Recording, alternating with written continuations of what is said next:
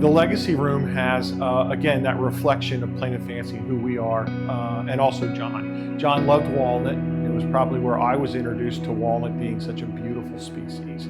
And so the cabinetry in here that we redid is done in natural walnut.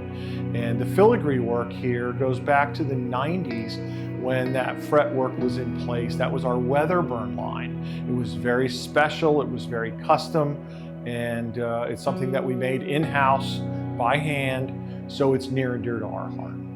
I'm holding a picture of the garage.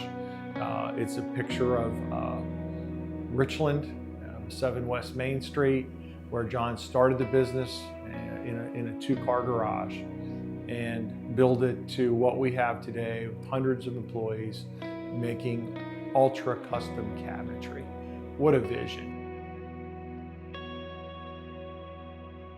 When you build a company over 50 years, relationships are grown also. And John was great for that. He was such a humble man and such a patient guy with developing us as younger employees and relating his vision for what Plain and Fancy should be. He related well with every walk of life that came in here, from the guys that swept the floor to the professionals to the salespeople to the designers. He had a real patience for learning their needs and wants and listening to them. He didn't like us being too formal, and if we went to a formal event that Plain and Fancy ran, he was known to cut the ties off of the men.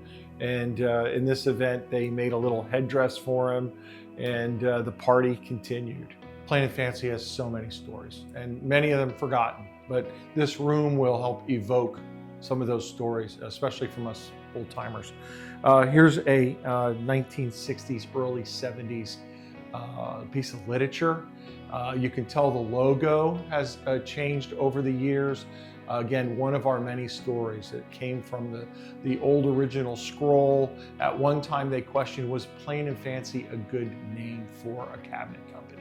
Everything that I've been touching and picking up just resonates another story on what we can tell, what people can learn from being in this room. This has Architectural Digest at the top. This was an ad, again, that goes back to the 90s. This cooking center, this was all before the internet. People would see this ad and they would call in and they want to know, where can I buy that? Again, this was a unique design, something that John drew and built, and it was a phenomenon at the time. This is a great story. This kitchen, the photo that I'm holding, was taken about 1.5 years ago. We had a phone call from a client, original client. In 1968, John built this kitchen. And the client called and said, we're getting older, but we just want you to know we have an original Plain and Fancy kitchen, and it still looks great. You might want to come and photograph it. This kitchen looked like it was installed yesterday. She raised a family of boys in the house. These were the original owners. You can see the linoleum here. Looks like it's original 1970s, and the cabinetry looks fantastic. And we have a client that says a Plain and Fancy kitchen 40, 50 years later still looks great.